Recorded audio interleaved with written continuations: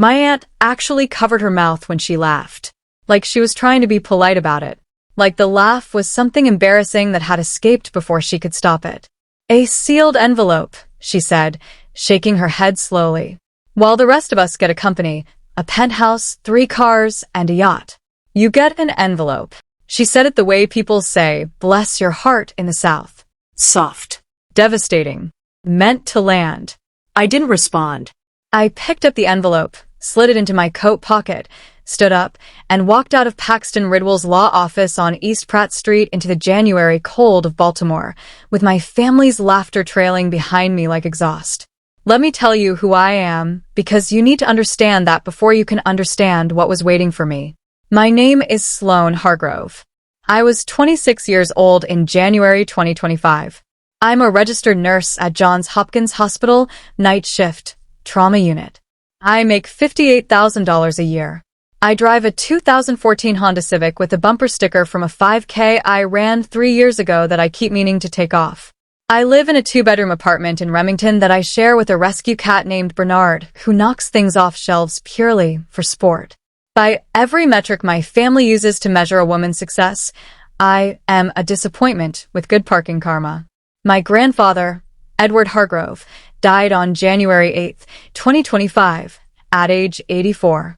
He went to sleep on a Tuesday and didn't wake up. The coffee maker he'd set the night before brewed a full pot that nobody drank. His alarm went off to an empty room. And just like that, the only person in my entire family who had ever looked at me like I was worth something was gone. The will reading was efficient and brutal in the way that only the redistribution of a dead man's love can be. To his son, my uncle Brantley, 60% stake in Hargrove Maritime Logistics. Annual revenue, $12 million. 20 years of waiting, handed over in one sentence. To his daughter, my Aunt Margot, the penthouse apartment at Harbor Point. 3 bedrooms, harbor views, market value $3.2 million.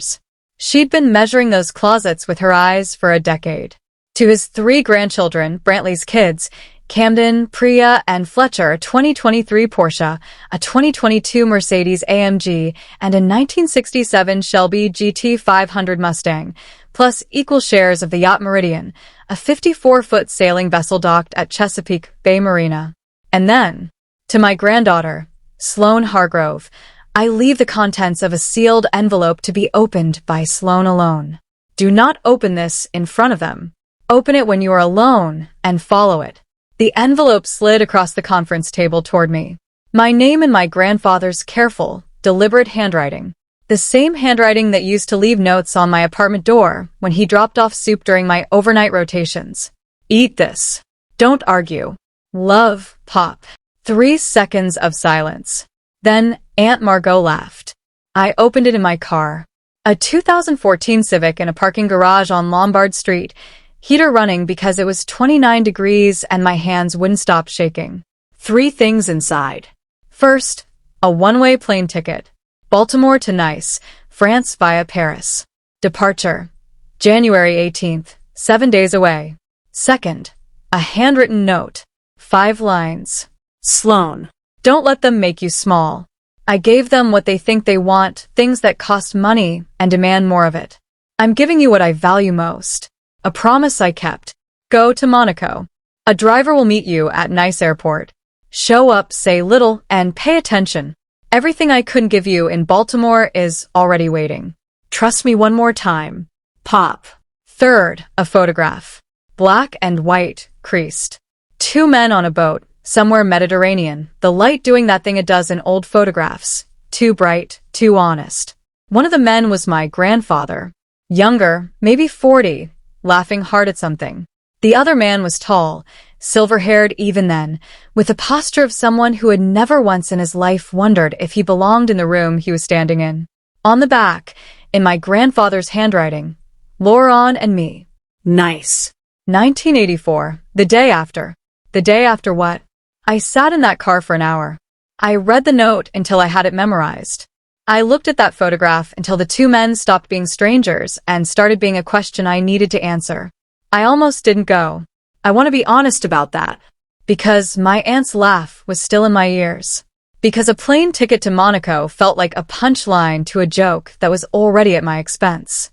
Because the rational, exhausted part of my brain that works 12-hour trauma shifts and hasn't taken a vacation in 2 years said, a plane ticket cannot compete with $18 million in assets. But the note said, trust me one more time. And I had never, not once, refused my grandfather anything. I flew coach.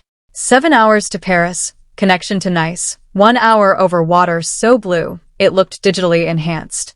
I pressed my face to the window the whole descent. I'd never been to Europe. My passport had exactly one stamp in it, a Cancun trip I'd booked and cancelled because I'd picked up extra shifts instead. At Nice Côte d'Azur Airport, a man in a dark suit stood in arrivals holding a card. My name on it. He looked at me the way people look at someone who doesn't match their expectation. The expectation was probably someone in a blazer. The reality was a woman in worn-in leather boots, a thrifted coat, and the specific exhaustion of someone who had cried in a parking garage 12 days ago and not fully recovered. Miss Hargrove, welcome to Nice. My name is Gerard. I'll be driving you to Monaco. Who sent you? Gerard straightened a fraction of an inch, the involuntary posture adjustment of a professional when they're about to say their employer's name. Prince Laurent, Miss Hargrove. He's been expecting you. The drive from Nice to Monaco is 30 minutes along the Moyenne Corniche, carved into cliffs above the Mediterranean. I didn't speak. I just looked. Green hills in January. Villages glued to rock face. The sea below, not green and working like the Chesapeake, but blue and ancient and indifferent, the kind of blue that has been blue for 2,000 years and will keep being blue long after every penthouse in Baltimore has crumbled into the harbor. Monaco is the size of a neighborhood, but it holds more wealth per square mile than anywhere on earth. We drove to the Palais de Pierre, the palace on the Rock of Monaco, 700 years of rule concentrated into one fortress on a cliff. The car stopped at a private entrance. A man was waiting at the end of a stone hallway. He was 78 years old, tall, silver-haired, wearing a gray suit with no tie and shoes that were well-made but not new, the shoes of a man who values quality without needing to perform it. He saw me, and something shifted in his face. The formal royal composure dissolved. Underneath, it was grief. You look like him, he said. Around the eyes. The way you hold yourself, he stood exactly like that. Like he was ready to move. You knew my grandfather. I knew Edward Hargrove for 41 years. He was the finest man I have ever known, and I made him a promise. I'm here to keep it. He extended his hand. His name was Prince Laurent, and he shook my hand like I was someone who mattered. We sat in a private room, overlooking the harbor. Between us, 2 glasses of wine and a framed photograph. The same photograph from my envelope. July 14th, 1984, Laurent said. Bastille Day. Your grandfather and I had been sailing my boat for 3 days, Nice to Corsica and back. On the return, a storm came in. Waves 4-5 meters. The boat capsized. He paused. I cannot swim. I grew up in a palace, not near the water. I was drowning. And your grandfather, a man from Baltimore who had been sailing since he was 12, dove into that sea and pulled me out. He swam 200 meters in a storm. He found me going under for the last time. He dragged me to a piece of the hull. We held on for 4 hours until the Coast Guard found us. I pressed my hand flat against the table. He never told me. He wouldn't. That was Edward. He didn't save my life for credit. He saved it because I was drowning and he could swim. The next morning, on the dock in Nice, they made a pact. Whoever died first, the other would take care of the person the deceased loved most. Not the estate, not the family. One person, the one who mattered most. Your grandfather told me about you years ago, Laurent said. The nurse, the granddaughter who drives to the marina on her days off, who sits with him in silence on the water. He said. Laurent paused and something moved across his face. Laurent, the girl has my blood. Not the business blood, not the money blood. The real blood. The blood that shows up. I couldn't speak. He chose you, Sloane. Out of everyone.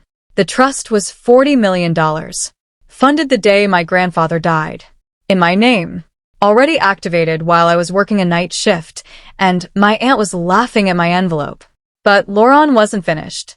For 40 years, my grandfather had been his most trusted private investment advisor, managing a personal portfolio, separate from the royal estate, worth approximately $780 million. Real estate, shipping infrastructure, venture capital. Edward Hargrove, the man who wore the same flannel shirts for decades and drove a car older than some of his grandchildren, had quietly been one of the most trusted financial minds in Monaco. I need someone to replace him, Laurent said. Not immediately. You're 26. You have no experience in finance. And you are, if I may say so, dressed for a long shift rather than a board meeting. I'm a trauma nurse. I came here from a night shift. I know. Your grandfather was very proud. A pause. I am offering you an apprenticeship in my private investment office. Not as an executive. You don't have the training yet. But you would learn. You would work alongside my team. And you would have the chance to become what your grandfather was to me. Why me? You could hire an MBA from anywhere. Laurent smiled. The first smile since I'd arrived. Because Edward didn't choose you for your resume. He chose you for your character. He said you sit with people at their worst moment and you keep them alive. He said you read the room the way he read the wind. Not with your eyes, but with something deeper. Brilliance I can hire anywhere, Sloane. Character is rare. Your grandfather had both. I'm betting you do too. I took 4 days before I answered. I walked Monaco. I sat by the harbor watching yachts bigger and shinier than my grandfather's Meridian, and somehow less beautiful, because beauty in a boat isn't about size. It's about whether someone loved it enough to show up every Sunday. I called my mother on day 2. Not because I wanted to, but because I needed to hear the voice of the world I was choosing between. Sloane, where are you? Monaco. Silence. Then, you actually went? For an envelope. Pop left me a plane ticket. And? What's there? Something I need to think about. Brantley is already restructuring the company. Margot is moving into the penthouse next week. We're all settling in very nicely. A pause, loaded with the specific satisfaction of a woman who has won a game I didn't know we were playing. Don't take too long sightseeing. You have a life to get back to. I hung up and stood on my hotel balcony with the Mediterranean in front of me, and I understood something with cold, quiet clarity. My family would never see me. Not because they were evil, because seeing me would require them to examine the scale they use to measure people. And that scale, money, status, square footage, is the only one they have. Changing it would mean admitting that the whole architecture of their self-worth was built on the wrong foundation. People don't do that. They double down instead. On day 4, I went back to Laurent's office. I'll take the position, I said. When can you start? I need to go back to Baltimore. Give notice at the hospital. Handle my apartment. And say goodbye to something. What? My grandfather's boat. Before my cousin sell it. Laurent looked at me for a long moment. Then he picked up his phone, spoke in rapid French, and hung up. I've instructed my attorney to purchase the Meridian from your cousins at fair market value. When the title transfers, it transfers to you. I opened my mouth. Your grandfather taught me to sail on that boat, Laurent said quietly. 1986, 2 years after he saved my life. He taught me the same thing he taught you, how to read the wind. That boat is not a possession. It is a classroom, and classrooms should not be sold to strangers. It's July now. 6 months later. I work at Laurent's private investment office 5 days a week. I am learning, slowly, the way my grandfather learned everything, by showing up early and paying attention and asking questions that the senior analysts find either refreshing or exhausting depending on the day. I'm learning portfolio theory and real estate valuation and the specific art of managing wealth for someone who doesn't need more money, but wants the money he has to mean something. Laurent and I have dinner once a week. Real dinners, not business. He tells me stories about my grandfather that I never knew, facets of him my family never saw. The negotiations, the late-night calls, the time Pop flew to Monaco on 12 hours' notice because Laurent's wife was in the hospital and Laurent just needed someone to sit in the room with him. He talked about you constantly, Laurent told me last week. Not Brantley. Not Margot. You. He said. She reads the room, Laurent. Like I read the wind. The rest of them see the surface.